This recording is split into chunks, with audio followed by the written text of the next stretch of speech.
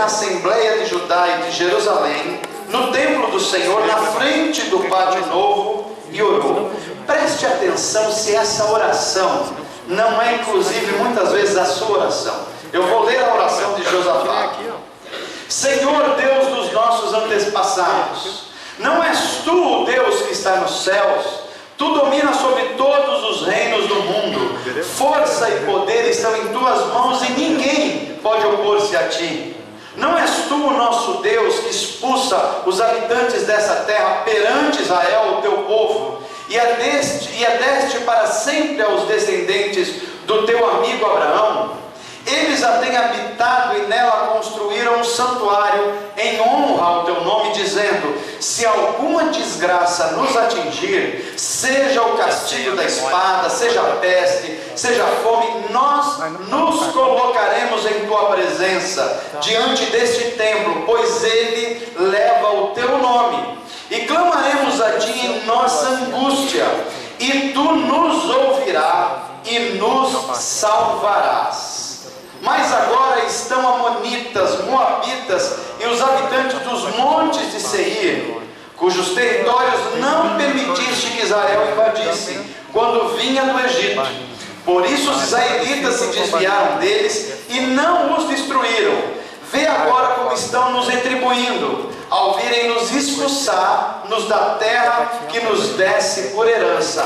Ó nosso Deus, não irás tu julgá-los?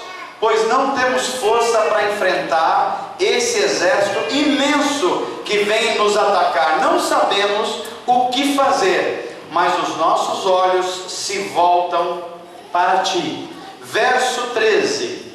Todos os homens de Judá, com suas mulheres e seus filhos, até os de colo, estavam ali em pé diante do Senhor.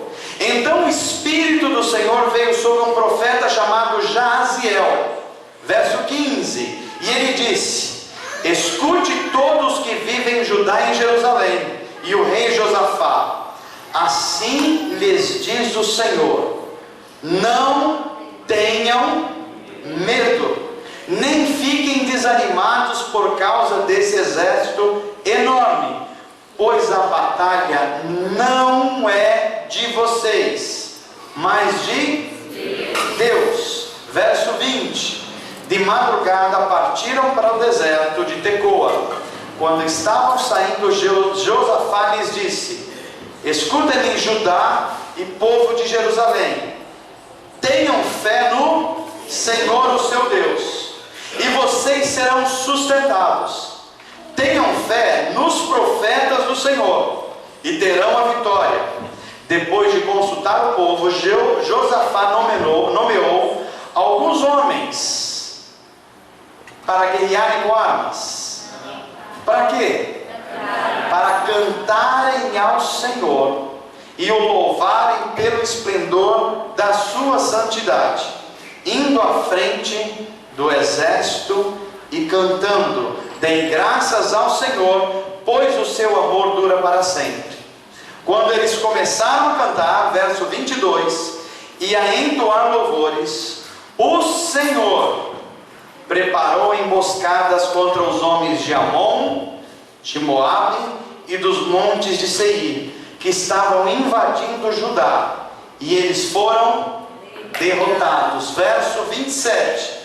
Depois, sobre a liderança de Josafá, todos os homens de Judá e de Jerusalém voltaram alegres para Jerusalém, pois o Senhor os enchera de alegria, dando-lhes vitória sobre os seus inimigos. Finalmente, verso 29, o temor de Deus veio sobre todas as nações, quando souberam como o Senhor havia lutado contra os inimigos de Israel. Até aí, feche os seus olhos, vamos orar. Pai, obrigado pela tua palavra que nos é dada nessa noite. Nós lemos sobre a experiência como o Senhor proveu livramento e vitória ao reino de Judá através do rei Josafá. Ele estava diante de dificuldades intransponíveis. Talvez seja essa a realidade de muitos de nós nessa noite. Estamos diante de situações que nós não vemos como vencê-la, como superá-la. Mas assim como o Senhor esteve com Josafá, nós cremos que o Senhor está aqui essa noite. E porque o Senhor está aqui, nós queremos ouvir a Tua voz. Fala-nos, cura-nos, nos deixa prontos, adestrados para a batalha.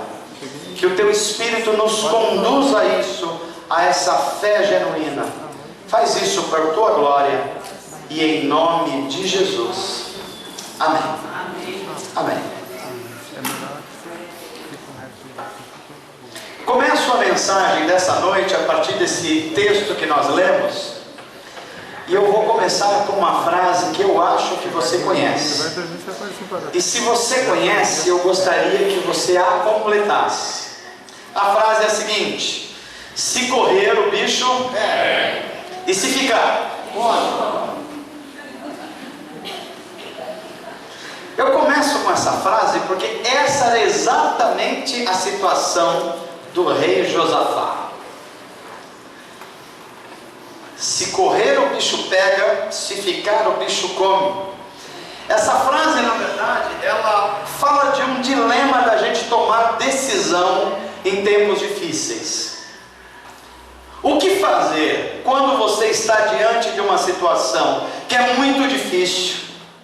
Você não sabe como resolvê-la, você nem tem os elementos para resolvê-la, e você fica pensando assim: eu aguardo para ver o que acontece, ou eu ajo agora?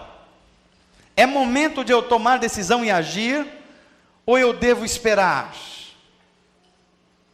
Há quem diga que é uma terceira alternativa para essa frase aqui. Aí, em vez de ficar assim, se correr o bicho pega, e se ficar o bicho come, é se orar o bicho corre. Talvez essa seja a que a gente precisa utilizar hoje. Se orar o bicho corre.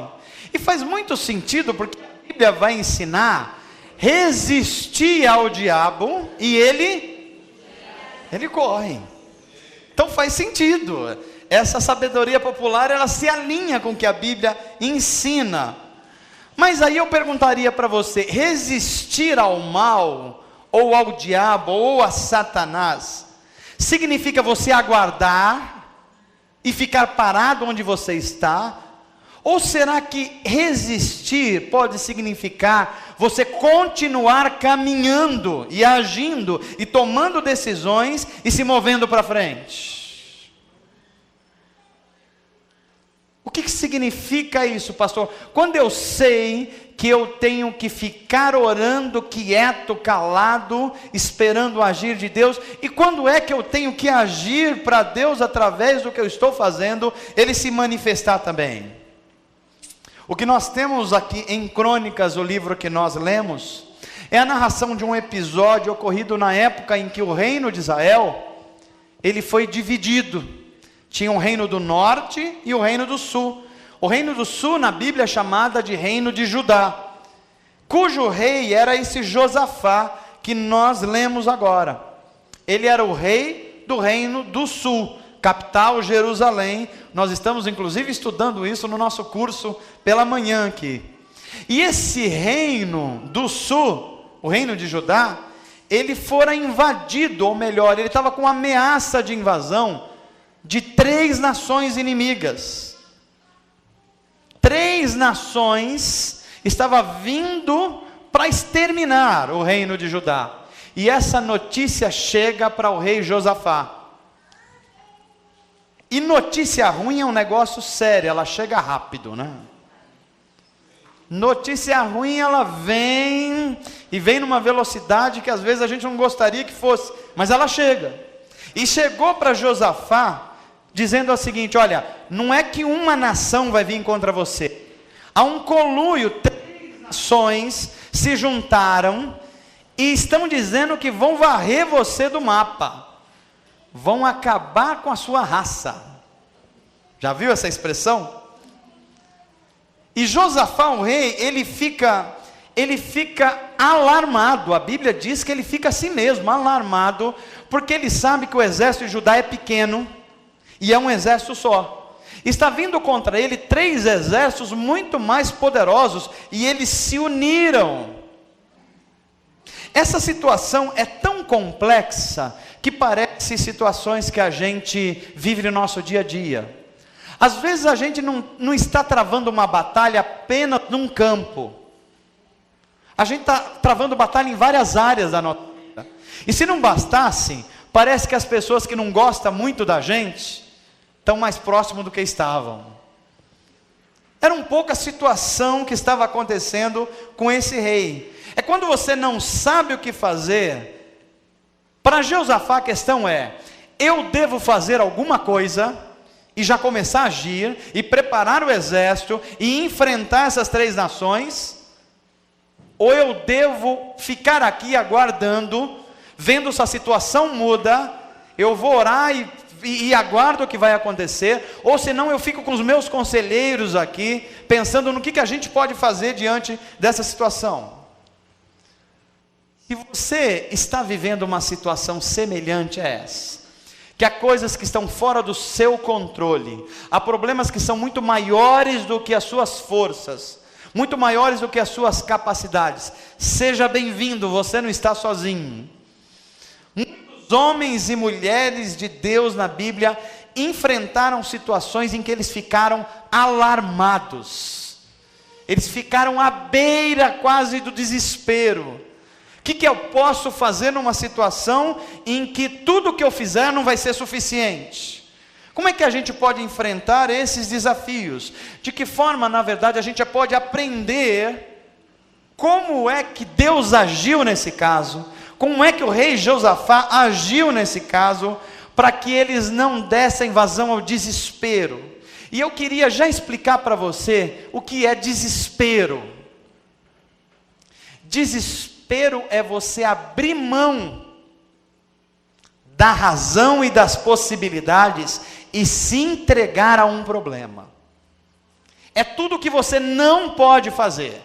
Você tem o direito de ficar alarmado, você tem o direito de ficar indignado, você tem o direito até de ficar com medo, você tem o direito a muitas coisas, mas você não pode ficar desesperado, porque desespero mostra 2 coisas: que você já começou a agir irracionalmente, e que você não confia mais em Deus. Você já jogou a toalha, você já deixou, vida leva eu. Mas Josafá, ele não entra nisso, ele está com medo, ele está inclusive alarmado, mas ele não está desesperado. E eu penso que a história desse rei de Judá, chamado Josafá, pode ajudar muito a gente a entender qual é o papel de Deus em meio a uma situação tão grave que eu não consigo resolver. E será que Deus espera que eu faça algumas coisas também? Será que Deus trabalha em cooperação comigo? Será que eu tomo iniciativa e vou resolvendo a minha maneira? Ou será que eu não faço nada e simplesmente espero Deus agir? A situação desse rei, que estava alarmado diante de 3 exércitos que vinha contra ele, eu acho que pode nos ajudar a gente agir na hora que está na nossa porta uma calamidade. Diga assim comigo: Senhor Jesus, eu preciso aprender sobre isso hoje. Há coisas que eu não consigo lutar contra elas, são maiores do que eu. Agora pensa nessas coisas as quais você está lutando, que provavelmente são maiores do que você, maiores que as suas capacidades, e você está pensando assim: eu faço alguma coisa, eu ajo, eu tomo decisões, ou é hora de eu esperar, de eu aguardar, de eu orar, de eu não falar nada para ninguém? O que eu faço nesse momento? Josafá pode nos ajudar, porque veja a situação. Ele está junto com as pessoas do seu reino, o reino de Judá. Chegam os mensageiros e falam assim para ele: Josafá, a coisa pegou. Os seus inimigos não só se juntaram, como eles já estão no meio do caminho, e é uma questão de tempo para eles chegarem aqui, e não tem o que a gente fazer. O que a gente faz? As primeiras atitudes desse homem começam a nos ensinar como é que a gente deve agir a hora que a gente está alarmado com alguma situação. A primeira informação que a Bíblia vai nos dar é que diante dessa ameaça de 3 povos inimigos que estavam vindo contra o reino de Judá, o texto bíblico vai dizer que Jeosafá começa a lutar contra o seu próprio medo. A primeira coisa, a primeira providência que você tem que ter diante de uma situação que é maior que você, o primeiro inimigo que você tem que vencer é você mesmo. E o nome desse inimigo chama-se medo. O medo tem sido a razão de muitos homens e mulheres não conseguirem sequer começar a vencer essas batalhas, porque eles ficam paralisados. O rei Josafá estava com medo, sim. Ele estava inclusive alarmado, sim, mas não estava desesperado.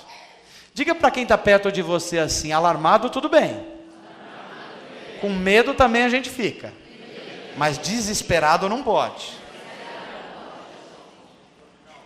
Porque esse é o primeiro inimigo que você tem que vencer. E às vezes a gente está querendo lutar contra os inimigos externos, mas grande parte dos inimigos são internos, somos nós mesmos. É aquelas coisas que não deixam você sair do seu lugar. E veja uma coisa, para você vencer o medo, você só vai conseguir vencê-lo com coragem. Agora deixa eu falar uma coisa para animar você. As pessoas nascem corajosas? Como é que elas conseguem coragem? Passando pelo medo. Não tem outro jeito. É enfrentando o medo que você vai desenvolver coragem. E o que é a coragem? Não é você ter ausência do medo. É você enfrentar as situações difíceis, apesar do medo. Eu acho interessante que às vezes a gente não tem essa compreensão do que a Bíblia está falando para a gente, e a gente acha que Abraão, o pai da fé, ele nunca teve medo de nada. A gente acha que Davi foi o rei que foi, e ele nunca teve medo de nada. Teve medo como eu e você. Tem hora inclusive que eles estavam alarmados, mas eles foram encorajados por Deus, e apesar do medo, reagiram, se encorajaram, foram adiante. E o texto diz que Josafá, alarmado pelo medo, sabe o que ele fez? Decidiu, não orou não, ainda não, ele decidiu. O que é decidir? É uma ação. Isso mostra que ele não estava paralisado. Se alguém perguntar: Josafá, você está com medo? Eu falo: estou muito. Igual o Guti veio falar aqui hoje, dá um medo, né, Guti? O joelho dá uma batidinha assim, mas falou bem ou não falou, Guti? Você está vendo? Só venceu o medo. E é um inimigo interno esse, que paralisa você. E como é que a gente tem coragem? É você enfrentando o medo. E Josafá tomou uma decisão. Qual é a decisão que ele tomou? A primeira: eu não vou ficar parado. Eu não vou me deixar paralisar. Eu não vou ceder ao desespero. Eu não vou deixar que o medo me paralise. Porque quando o medo paralisa a gente, olha, presta atenção nisso, quando você estiver diante de uma situação quase desesperadora. Se o medo paralisar você, vai acontecer 2 coisas com você. Primeiro, um alvo fixo, parado, é mais fácil de acertar. Se você ficar paralisado, você vai se tornar um alvo fixo, e é mais fácil para os espíritos malignos acertar você. A segunda coisa é que quem vive com medo de alguma coisa, e você precisa saber lidar com isso. E a Bíblia tem algumas ferramentas interessantes. O medo é assim, é igual você andar de bicicleta. A única forma de você ficar em cima dela é fazendo o quê? Se movimentando. Tem que pedalar. Se você parar de pedalar a bicicleta, o que acontece? Você cai. Então é por isso que às vezes uma criança, você está ensinando ela a andar de bicicleta, ela está achando que vai cair, mas ela pedala mais ainda. Porque é o jeito dela se equilibrar de novo e ganhar equilíbrio. Porque o medo faz isso, ele pode te paralisar. Mas se você for imbuído de coragem, e o Espírito de Deus pode fazer isso, Ele pode ajudar a você a ter essa coragem hoje, você não vai ficar parado. E ao não ficar parado, o Espírito de Deus vai fortalecer os seus braços, a sua mente, o seu coração, e você vai lutar contra o inimigo interno chamado medo, e no nome de Jesus você vai vencê-lo. Diga assim comigo: Senhor, me ajuda a vencer o primeiro inimigo hoje, o meu medo de ter medo. Porque além do medo, você tem que vencer o medo de ter medo. Quem já sofreu algum problema de dores emocionais, de síndrome do pânico, ou de depressão, ou qualquer dor na alma, sabe do que eu estou falando.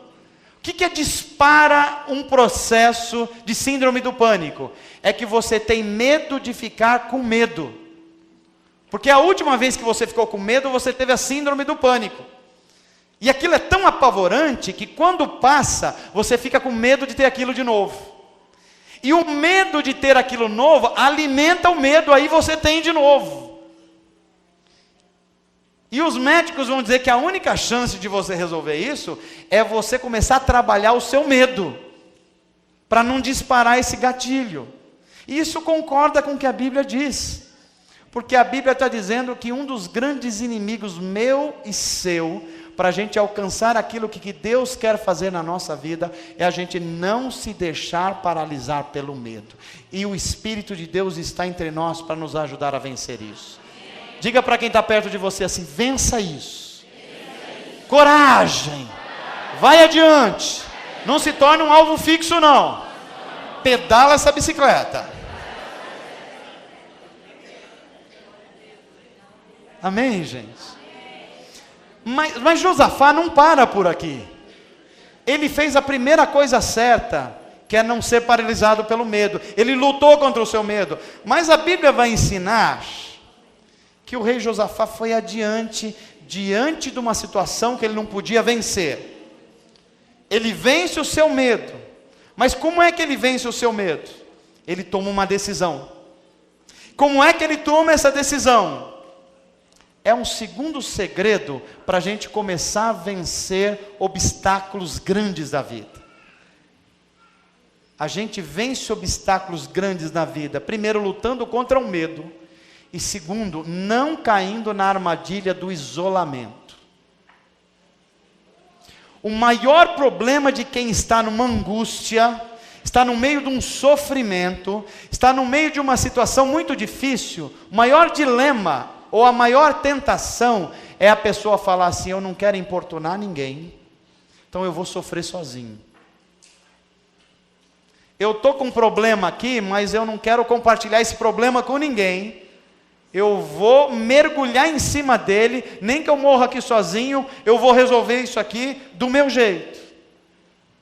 Josafá sabia que isso seria terrível, e a Bíblia vai dizer que ele se cerca de força e de pessoas, ele não se isola, ele estava alarmado, a notícia era ruim mesmo, mas Josafá decide, e decide não ficar sozinho, decide não se isolar. Então o que ele faz?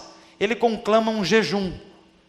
Gente, nós estamos diante de um problema que é maior do que a gente pode resolver.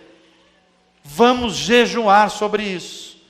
Vamos orar juntos a respeito disso. Eu preciso da ajuda de vocês. E ele conclama um jejum de todas as cidades de Judá. Ele convoca todo mundo e a nação inteira faz um jejum. Sabe o que isso significa? Isso mostra a força que a comunidade tem. Quando a gente se isola, a gente fica sem força. Quando a gente está sozinho, a gente começa a curtir os nossos problemas sozinho. Tem hora que a gente fica tão isolado que a gente se acostuma com o problema. Você acha que aquilo é normal. Aliás, alguns problemas são tão dentro da gente que a gente começa a achar que eles são de estimação. É verdade. Às vezes a gente sofre tanto com uma coisa e acostuma tanto com ela. Por exemplo, dor de cabeça. Tem gente que acostumou tanto com dor de cabeça, quando ele não está com dor de cabeça, ele acha estranho. Fala, não estou com dor de cabeça, alguma coisa estranha hoje. Tão acostumado. Ou a pessoa que está muito triste, com o coração agoniado. Aí tem um dia que ela está melhor um pouco assim, ela fala, deve ter alguma coisa errada que eu estou meio contente hoje. Porque essas coisas, elas vão imprimindo dentro da gente, uma coisa na alma da gente, e a gente vai se isolando. Não é o que o rei Josafá faz.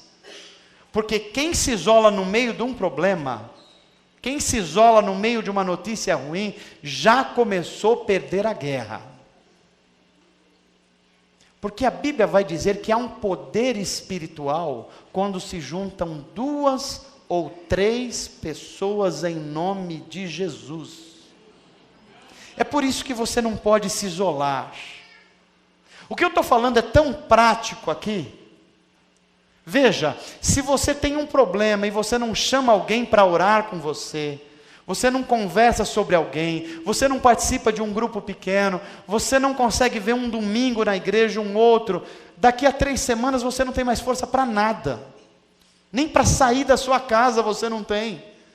É uma briga, é uma luta. Por quê? Porque você se isolou.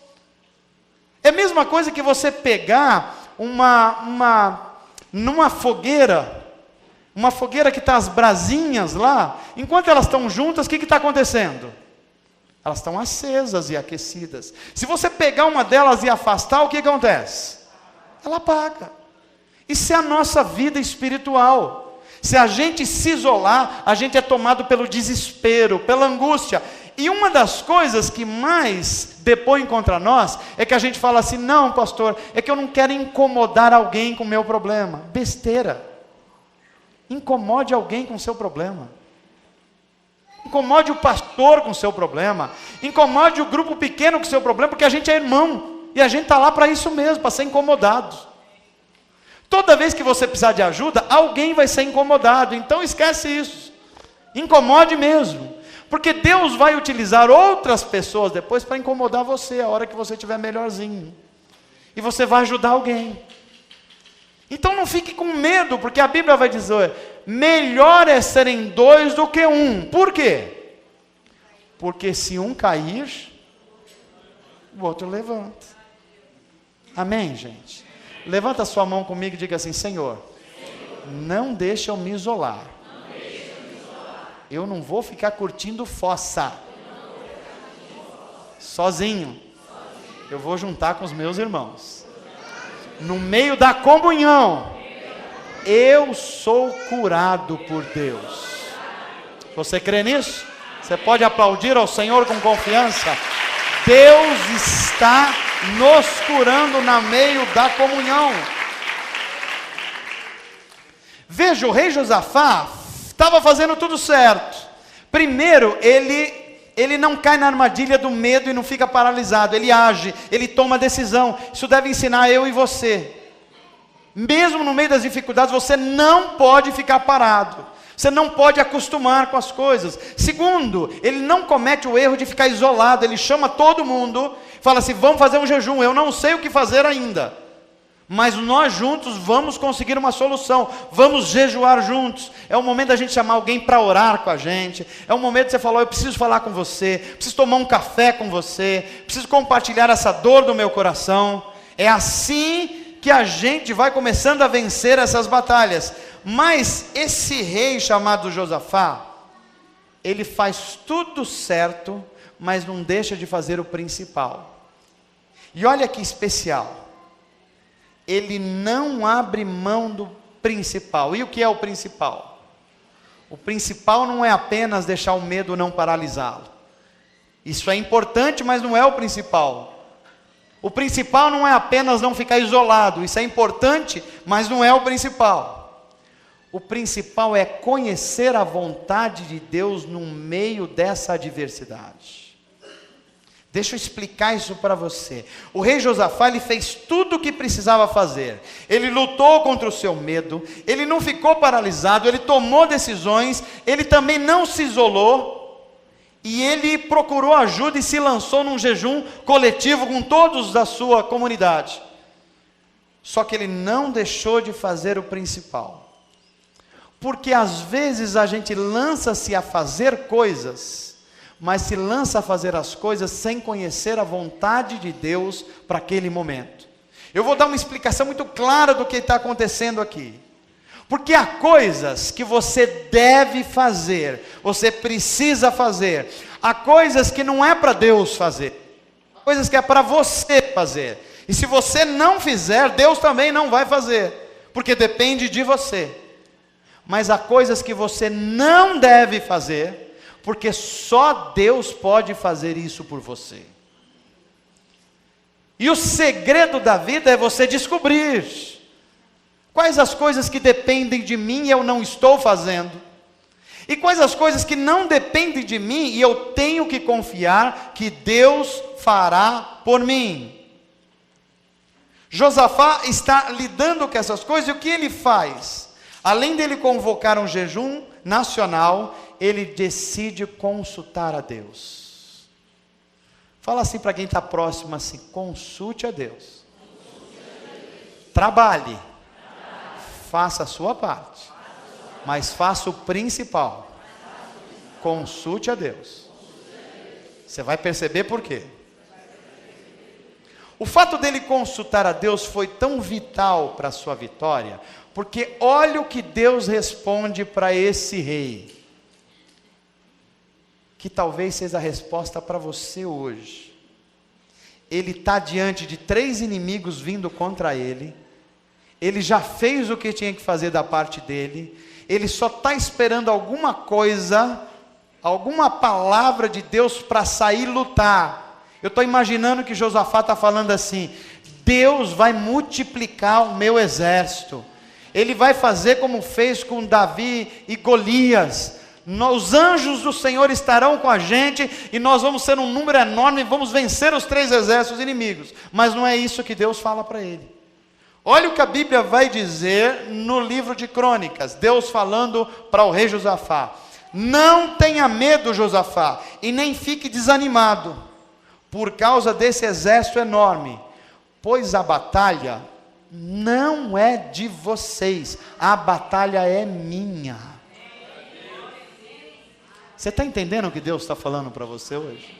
Tem batalha que não é tua, não é nem para você entrar no meio dela, nem com seus melhores recursos. Se você não consultar a Deus, você vai entrar em batalhas que não são suas. E ao entrar em batalhas que não são suas, você vai se machucar, vai se ferir, vai se cansar, vai ter uma sensação de desanimados, porque a batalha não era para você entrar. E como você não consultou a Deus, você entrou numa batalha que não era sua. E Deus fala para Josafá: você não tem que lutar, porque essa batalha é minha. Essa resposta de Deus é tão impressionante, porque sabe o que Deus pede para Josafá fazer? Uma coisa que é muito difícil a gente fazer na hora que a gente está perto do desespero: nada. Nada. Na hora de perto do desespero, você quer fazer tudo. Você quer agir ao seu modo. Você quer resolver no sangue quente. Você quer pôr as coisas, os pingos nos is. E o que Deus fala para ele: o que eu tenho que fazer, Deus? Ele fala: nada. Porque essa batalha não é sua. Se você entrar para lutá-la, você vai se machucar. Essa batalha é minha. Como Josafá consulta a Deus e Deus responde para ele fazer nada? Eu estou imaginando Josafá voltando para o exército, as notícias ruins chegando, e aí o pessoal do exército pequeno de Judá olha para Josafá: e aí, Josafá, o que Deus falou com você? O que é para a gente fazer? Ele falou: Deus falou para a gente fazer nada. Como assim nada? Chegou mais notícia que eles estão mais perto. Pois é, mas Deus falou para a gente não fazer nada. Inclusive a batalha não é nem nossa. Como assim, Josafá, a batalha não é nossa? Eu fico imaginando que alguns soldados falam: olha, tudo bem, você está falando isso para a gente, só precisa falar para os 3 exércitos agora que estão vindo aí, que essa batalha não é nossa. Mas eles confiam em Deus, e eles não fazem de fato nada contra o exército inimigo, porque essa batalha não era deles. Aí Deus olha para eles e fala: olha, contra eles vocês não têm que fazer nada. O problema é vencer os seus inimigos internos. Vocês vão ter que vencer vocês mesmos. E Deus pede para eles fazerem 3 coisas, que eu tenho a impressão que esse é o segredo de vencer coisas que parecem invencíveis. E o profeta do Senhor fala assim: vocês que farão 3 coisas, não é contra o exército inimigo, é entre vocês mesmos. A primeira coisa: tenha fé no Senhor, o teu Deus. Deus precisava reconstruir a fé deles naquele momento. Porque se eles não tivessem fé em Deus, ele ia olhar os 3 exércitos e falar: a gente está perdido mesmo. Segunda coisa que Deus pede para eles: tenham fé nos profetas do Senhor. Não é qualquer profeta, não. É nos profetas do Senhor. Não é todo mundo que se diz profeta que é profeta do Senhor. E é por isso que você precisa discernir o que é profeta do Senhor e que não é profeta do Senhor. Tem coisas que você tem que estar tão afeitos ao Espírito de Deus em comunhão, senão você é enganado espiritualmente. E não poucas pessoas estão sendo enganadas por isso. Eu não ia contar, mas vou contar uma experiência que passamos ontem, Giz e eu.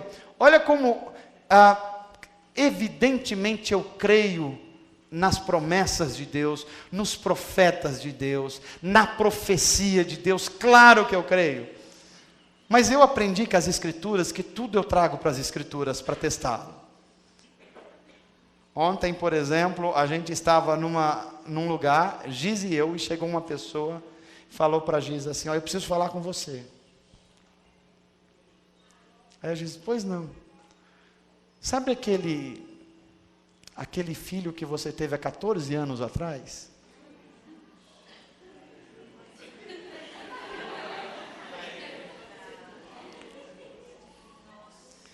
Eu falei: eu não estou sabendo. Ninguém me contou.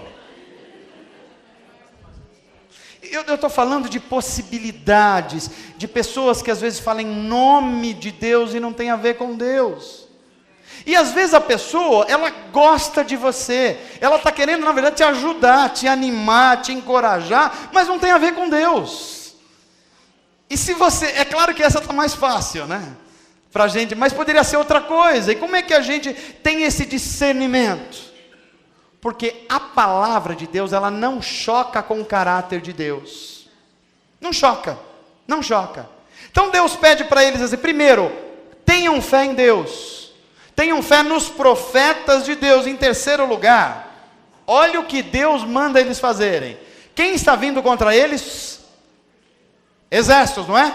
Quantos exércitos? Olha o que Deus manda eles fazerem para se defender. Façam um coral de cantar. Façam um coral. Como que é Deus? O que é para fazer? É fazer um coral. Porque essa batalha não é vocês que vão lutar. Prepare o seu exército, mas na frente do exército põe um coral. E eles vão cantar ao Senhor, o seu Deus, na hora da batalha. E vocês vão ver o que eu vou fazer com eles. Às vezes Deus pede para a gente coisas muito estranhas. Por que é que Deus pede coisas estranhas? Para você não confiar no seu braço. Se Deus desse a vitória à nação de Judá, com aquele exército pequeno, você imagina como ia ser aqueles soldados para frente? Falam: nós somos os caras. A gente derrotou 3 exércitos e foi no muque aqui. Foi o nosso braço. A gente é o cara da espada, a gente resolve. Como a gente fala assim, é o meu conhecimento. Eu sei fazer um negócio, pode deixar que eu resolvo. Deus falou: não, você vai ficar insuportável se você fizer isso. Aí Deus fala assim: põe um coral na frente. Mas Deus, como é que um coral vai lutar contra 3 exércitos? Pois é para você saber que não vai ser vocês mesmos. Essa batalha é minha, eu que vou lutar por vocês. E sabe de uma coisa? Um dos maiores inimigos internos meu e seu é confiar em Deus quando Ele fala coisas para nós que parecem absurdas. e a gente ouvir, internalizar e falar assim: Deus, eu não entendi nada, não sei como o Senhor vai fazer, mas se o Senhor diz que vai fazer, o Senhor vai fazer, porque o Senhor é Deus, e o Senhor pode todas as coisas, e o Senhor pode transformar qualquer realidade, e o Senhor pode mudar essa situação que eu não consigo resolver. E a Bíblia vai dizer que Deus pede para eles se prepararem, e eles colocam os cantores na frente do coral, do exército, e eles estão prontos lá. O pessoal olha: cadê a arma de vocês? Não, minha arma é meu canto. Não, mas cadê a sua baioneta? Não tem baioneta aqui, só tem um dó 3.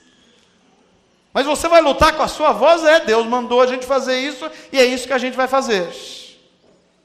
Olha a importância de conhecer a vontade de Deus, porque a vontade deles poderia ser assim: vamos para as cabeças, nós vamos lutar contra isso aí, nós vamos para cima. Mas Deus não queria que eles lutassem, e a gente precisa entender que tem hora que Deus não quer que você faça nada, e a coisa mais difícil para você fazer nessa hora é segurar e não fazer nada mesmo, para que Deus haja no seu lugar, porque a vontade de Deus é sempre boa, perfeita e agradável. A vontade de Deus não vai gerar confusão em você. A vontade de Deus não vai fazer que você faça coisas que você não precisa fazer. Conhecer a vontade de Deus significa você primeiro fazer o que cabe a você, e Deus não vai fazer isso, mas é você reconhecer que tem coisas que você não pode fazer, e só Deus pode fazer isso. A Bíblia tem uma expressão muito interessante, que ela diz assim, e que é muito mal entendida entre nós: se Deus não guardar, em vão guarda os sentinelas. A gente costuma olhar para a expressão bíblica e falar assim: eu não preciso fazer nada. Mas é isso que a Bíblia está dizendo? A Bíblia está dizendo o seguinte: há coisas que é para você fazer. E o que é para você fazer? Prepara o exército, prepara o sentinela, não deixa o seu carro aberto. Ou você acha que a gente vai deixar o carro aberto no meio da rua e falou: Deus está guardando. Estou num momento difícil das minhas finanças, mas eu sou filho do rei, vou comprar em 139 parcelas. E Deus paga. Deus lhe pague, né? Deus lhe pague. Eu imagino que Deus já deve estar nos programas de recuperação de crédito há muito tempo, porque tem um monte de gente jogando na conta deles. Há coisas que é para nós fazermos, e há coisas que não é para nós fazermos, e só Deus pode fazer. E o segredo da vida é a gente conhecer isso. Francisco de Assis tem uma frase fantástica a respeito disso. Ele vai dizer assim: Senhor, me dá clareza para eu entender que há coisas que eu não consigo resolver, e eu ficar com meu coração tranquilo. Há outras coisas que eu não só consigo, como eu devo fazer. Mas principalmente, me dá discernimento para saber o que é uma coisa e o que é outra coisa. Não é uma oração linda essa? Eu ajo agora ou eu espero? Eu avanço agora ou eu fico em oração? Estou diante de um problema com os meus filhos, com as minhas finanças, com o meu trabalho. É hora de eu esperar em Deus porque eu já fiz a minha parte? Ou é hora de eu fazer coisas que eu não fiz ainda, e por isso que Deus não agiu ainda, porque eu não fiz o que tinha que fazer? É diante dessas situações que nós estamos todos os dias. O que fazer diante de problemas que parecem muito maiores do que você e das suas possibilidades? Agora que você já sabe como Deus age em nós, como você precisa não ser paralisado pelo medo, como você não pode se isolar, e como você precisa conhecer a voz de Deus para não entrar em lutas que não são suas, agora você pode terminar essa frase que a gente falou aqui, Porque não vai ter o menor sentido para você. Quando alguém falar para você assim, se correr o bicho pega, e se ficar o bicho come, você vai falar assim, não. Quando eu conheço a voz de Deus e a vontade de Deus, o bicho fica bem longe de mim. Nem eu preciso correr. Porque quando eu o resisto, ele fica longe, ele foge. Eu acho interessante que a Bíblia vai dizer assim, que a igreja de Jesus, no poder do Espírito Santo, quando nós agimos no poder do Espírito Santo, as portas do inferno não prevalecem contra a igreja do Senhor, a comunhão. E às vezes a gente fica pensando que o inferno está atacando a gente. Mas não é isso que a Bíblia está dizendo. É o contrário. Porque é a porta do inferno, não é a nossa porta. Então é a porta do inferno que não vai prevalecer, porque você está atacando. Você não ficou isolado, você não ficou paralisado pelo medo. Apesar do medo, você está indo adiante. Eu creio que Deus está usando essa história da vida do rei Josafá para quebrar o medo de muitos de nós nessa noite. Para você não ficar paralisado. Você está com medo, meu irmão? Isso só mostra que você é humano. Não se desespere. Confie no Senhor. Confie nos profetas do Senhor. E se precisar, coloca um coral na frente desse problema. Hein? Pode não ser um coral, mas pode ser um grupo de oração na frente desse problema. Hein? Pode ser um grupo pequeno que vai dividir com você a dor que você está passando. Pode ser você chamar alguém experiente e falar assim, meu irmão, me ajuda aqui que eu estou com dificuldade, ora comigo, eu não sei mais o que fazer, eu estou na beira do desespero, coloca o teu ombro aqui junto comigo. E Deus vai colocar pessoas assim do seu lado. É uma promessa dele que ele não vai deixar você sozinho. Então diga assim comigo, Senhor, em primeiro lugar, eu aprendi hoje que eu não posso ser paralisado pelo medo. Eu preciso tomar decisões. O Senhor está comigo. Segundo lugar, eu não posso me isolar. Porque se eu me isolar, eu já comecei a perder a batalha. Mas principalmente, eu preciso conhecer a tua vontade. Agora, escute aqui o que eu vou falar. Como é que a gente conhece a vontade de Deus? Há muitas formas. A primeira delas é você ser conhecido de Deus. Vou dar um exemplo para você. Se você não convive comigo, se você não está algum tempo do dia comigo, você vai saber o que eu gosto de comer? Você vai saber o que eu gosto de vestir? Você vai saber com que eu me divirto? Por que é que você não sabe? Porque você não convive comigo no dia a dia. Só é possível a gente conhecer a vontade de alguém a hora que a gente se relaciona com alguém, a hora que a gente está junto, que está perto. Então como é que a gente conhece a vontade de Deus? É possível conhecer a vontade de Deus sem se aproximar dele? Não. É por isso que a oração nos aproxima de Deus. Quer conhecer a vontade de Deus? Faça-se íntimo dele. Eu fico imaginando, se fosse um filme e lá no céu tivesse uma espécie de portaria, e como diz a tradição católica, o São Pedro está lá na porta.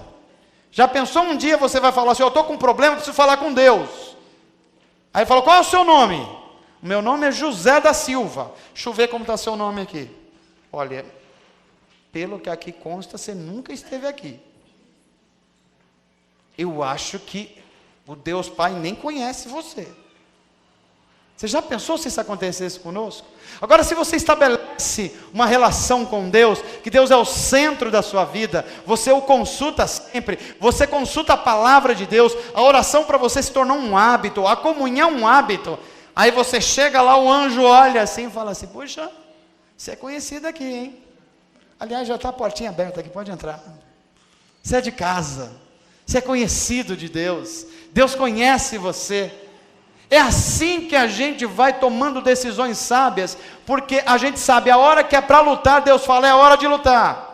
Mas tem hora que não é para você lutar coisa nenhuma, e Deus fala, essa batalha é minha, não entra nessa, que essa é fria para você. O que você tem que fazer agora é confiar em mim, confiar nos meus profetas que estão falando a você, e entrar num clima de adoração a Deus. O que eu acho interessante é que em vez de Deus usar um exército de soldados, Deus usa um exército de adoradores. Há batalhas que a gente só vence através do louvor. Há batalhas que a gente só vence através da adoração a Deus. Há batalhas que não é o seu braço, não é a sua inteligência, não é os seus relacionamentos. Há batalhas que você precisa adorar a Deus no meio da guerra. E Deus vai trazer paz ao seu coração, onde tudo está arrebentando de um lado e de outro, mas você está protegido pelo Altíssimo. Pode 1000 cair de um lado, 10.000 à tua direita, mas quem está adorando a Deus não será atingido. Porque a batalha é do Senhor, não é sua, não é minha. E se você está com Deus, você é maioria. E se você é a maioria, não há um exército no mundo que pode vencer você, porque você está agindo no poder do Espírito Santo de Deus. Amém, gente? Se correr o bicho pega? Pega nada. Para quem está em Deus, ele nem vê. Zum, foi. Ele nem viu. Amém, gente?